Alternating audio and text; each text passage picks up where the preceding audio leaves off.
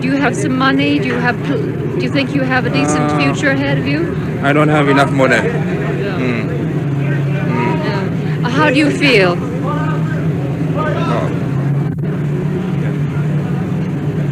For these people, the fight for South Vietnam is over, and now begins a new struggle of making a new life somewhere, somehow. Hillary Brown, ABC News, on the command ship Blue Ridge in the South China Sea.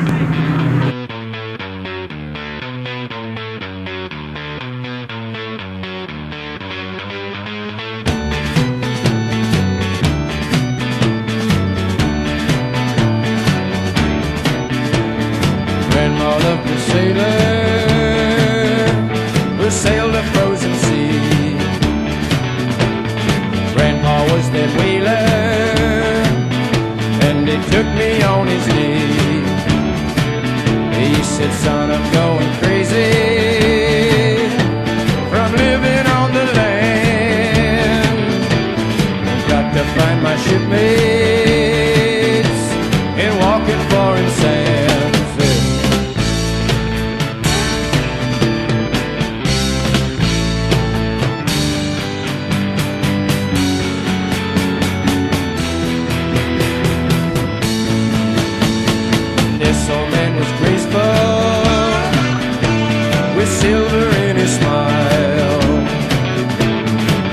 The briar pipe and he walked for country miles, singing songs of shady sisters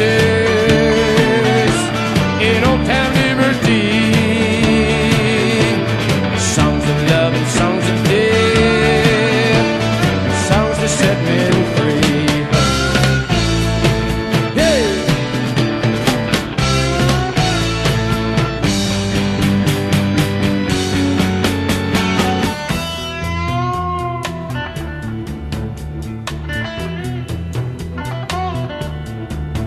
I've got 3 ships and 60 men, a course for Port Sunrise.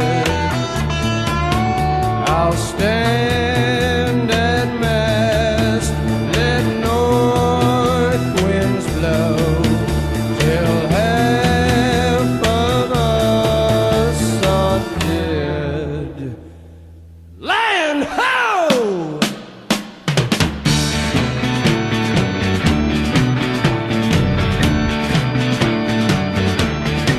Well, if I get my hands on a dollar bill, gonna buy a bottle of drink by Bill. If I get my hands on a number 5, gonna skin that little girl alive. If I get my hands on a number 2, come back home and marry you, marry you, marry you, alright.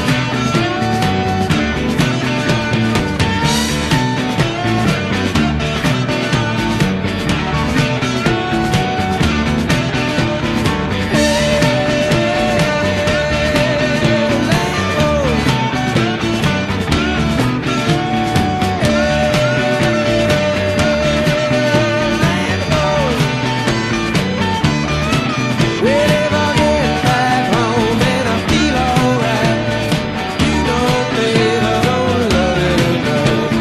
Love tonight, love tonight.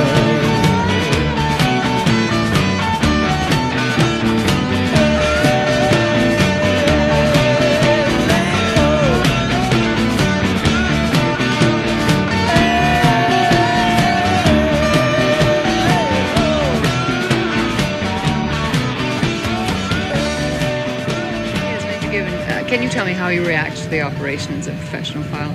Well, I feel that the situation was dangerous and that we were taking fire, but it was a situation where we were called upon to execute the evacuation. We went in, the zones were reasonably clear. We picked up the people we were asked to pick up and got out as quickly as we could. Were there any surprises for you during the operation? I think really, for looking back on it, the big surprise is we didn't take more fire. How dangerous was it? I mean, how close did it come? The fire that we saw, the tracer rounds, primarily small arms, I would estimate, maybe some 50 caliber. We could see the tracers, but it was not anything that most of us hadn't experienced before. I didn't feel that I was in a great hazard. We always take a risk. And you don't mind taking that risk? I'm paid to take that risk. Well, Major Walters, Captain Walters, I'm sorry. Can I ask you the same thing? How was the whole operation for you? Scary, but it's the sort of thing we practice for and work for, and that's why we're in the Marine Corps, I think, to be available for that sort of thing when it comes up, and scary. What happened to you, to your craft personally? Were you fired at a lot? I saw a lot of fire. I don't know how close you could say some of it came. A lot of incoming. We took a little bit of anti-aircraft fire, I think. Nothing close enough to hurt anybody, but just enough to scare you a little. Missiles? I saw no missiles at all. Anti-aircraft and small arms and maybe some 50 caliber. It seems surprising that you didn't have more losses in this operation. How do you feel about that? Do you think that's so? Well, I think when it all started, they expected more losses than we had. I think everybody did their job, did it the way they knew how, and people were very alert. Like the Major said earlier, I think one of the biggest problems were so many aircraft in the air at the same time, and if everybody's just flying first and worrying about getting shot at later, I think that's what kept us from having more problems than we had. How did you feel when it was all over? Very relieved. Did you celebrate? There's not much celebrating you can do on a boat, but I plan to when we get back to shore. Yes, I bet you do. Well, now, Captain Hodges, isn't it? Can you tell me if you found this a challenge professionally? I mean, is it something that you like to do as a challenge? Now that it's over, yes, it was. I was interested in all the planning that went in before the whole thing happened, and see how it would actually come out. And it did work like everybody said it would work. And I was very happy about that. It worked like clockwork then? Basically. Everything happened when it was supposed to happen. Did you have any dry runs? No, I didn't. I never did. Was the evacuation at Phnom Penh a help for you, do you think, having done that? It gave me confidence in my airplane and myself. I knew I could take a lot of people and not have to worry about it. Was there ever a point in which you wished that you weren't there when you're taking all this incoming? I think that was more before we went. After we got started, we couldn't quit then. We had to keep going. The adrenaline starts. You were nervous then, were you, before you began? Very nervous.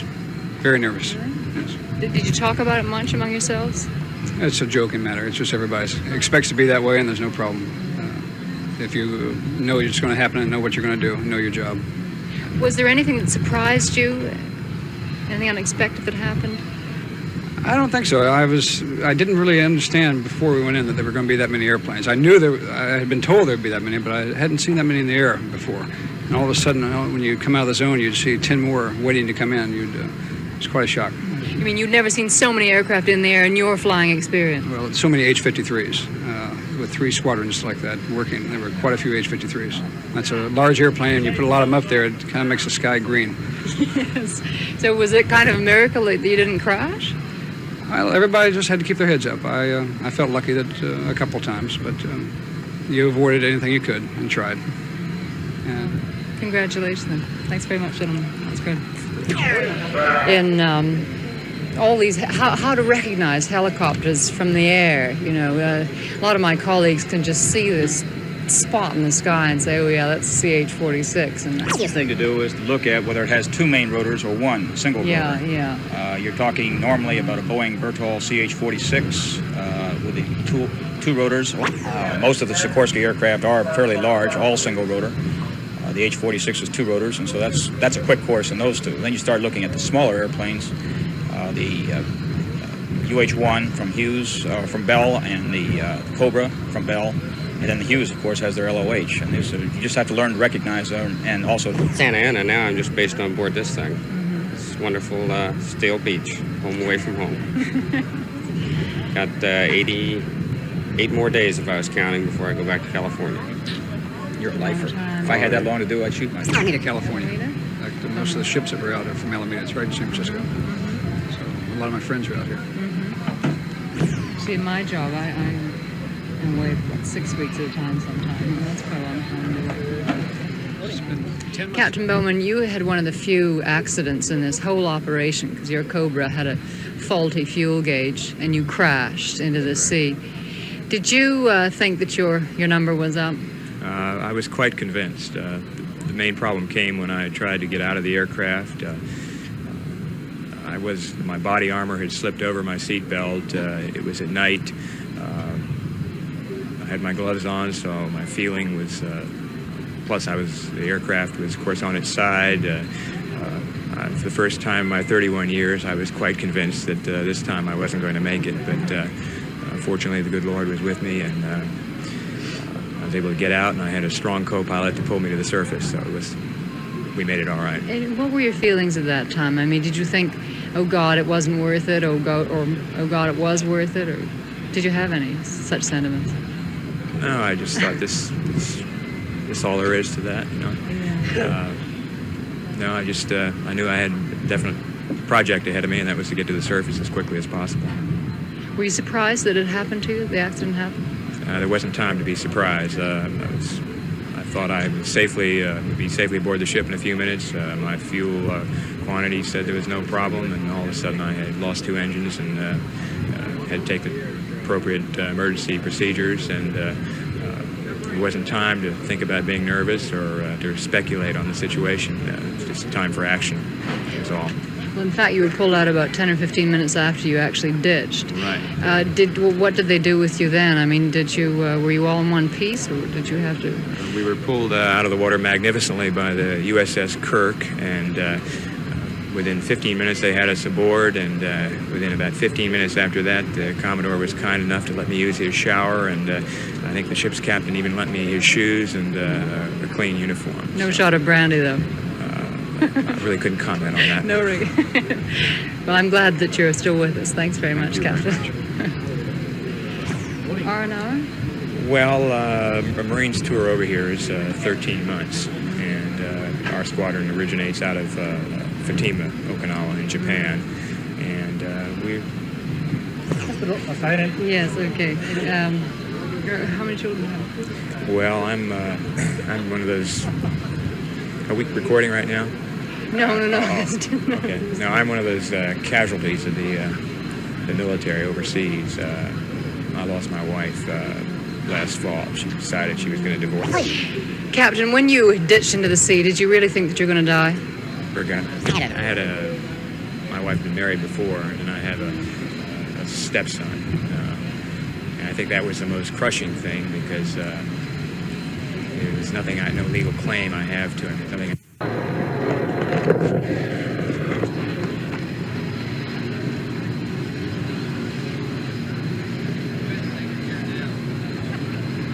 To all personnel, there's no smoking on the flight deck and no open flames, please.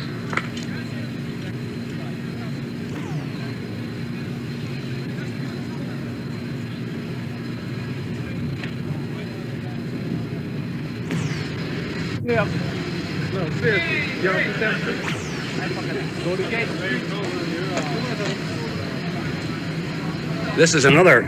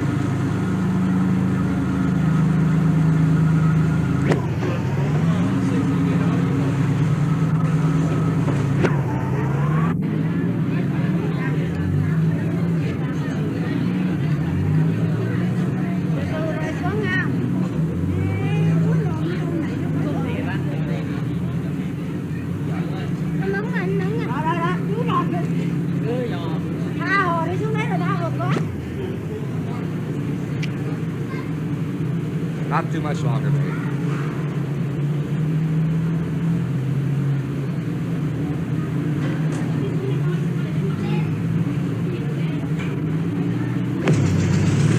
Could you tell me what division you were in command of, where you came from? I came from the artillery command in Saigon. Yes. And what are you going to do?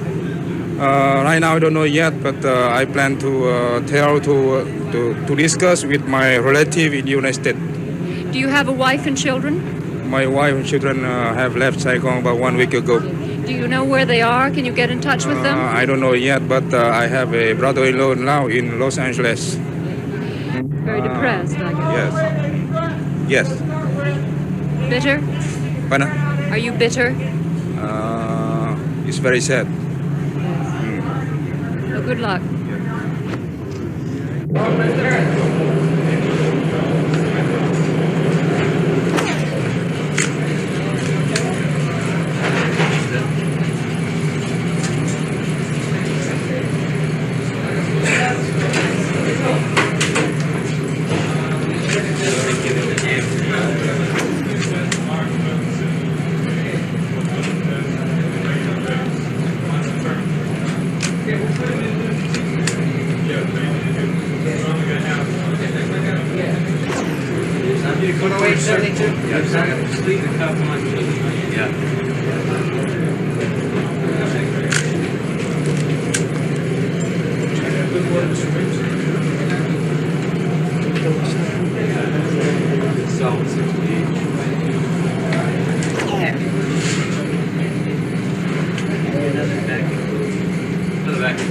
Be a lavender vacuum too.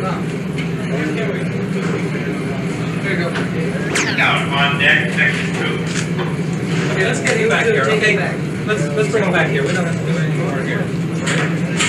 Okay, we don't need any kids on here. All right. Hold it. Hold it.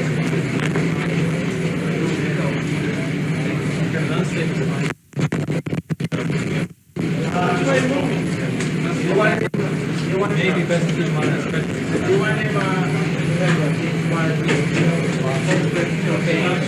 Whatever you want. Put the stretcher on top of the stretcher. Do that for now.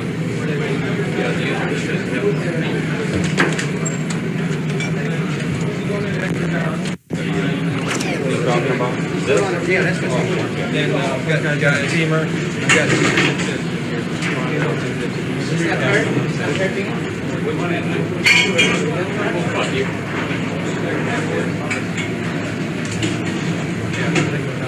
Hey, excuse me, everyone. Would the press kindly leave the R&D area? We just don't...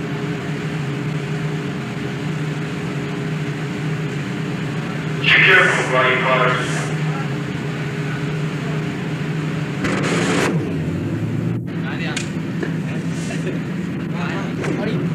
I have two children.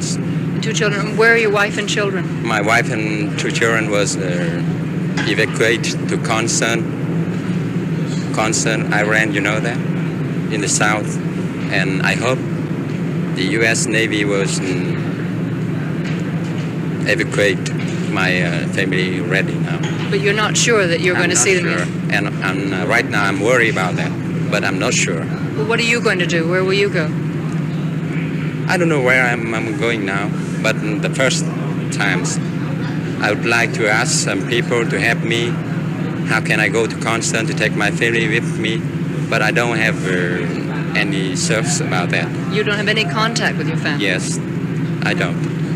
What will you do for a living? Where will you go? Are you going to go to America or where? Sure, I hope I will go to America, and I will. I think that I can find out some job down there, and I will live with my family. If you find your family? Sure. And last time, about 1 hour ago, there was one colonel. He's the U.S. Navy. He told me that the whole people at Concern Iran was evacuated already, and I hope. And he make sure. He told me that he's sure I will meet my family at Guam. That's good. Well, good luck. I think it's time to go now. Thank you. Money? Money? Yeah? No. Nothing. Nothing. Nothing. Nothing in mind. Did you die from this? Yeah. Jump out of the helicopter? Yes. You might go into that. Oh yeah. How did you come here? I came here today before yesterday by chopper Huey, and after I land on the flying deck, and I leave the whole family of my friend. We go to ditching on the sea, and the Navy was rescue us. Oh, you ditched into the sea? No, not me, but my friend. He's colonel. He was with his family in the other side of this boat. Thanks very much.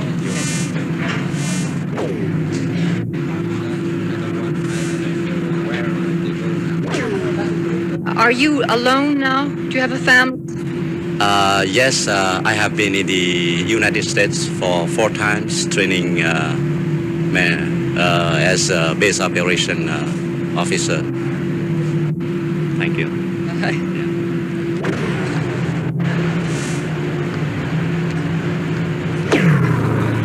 Got Hillary? Hey.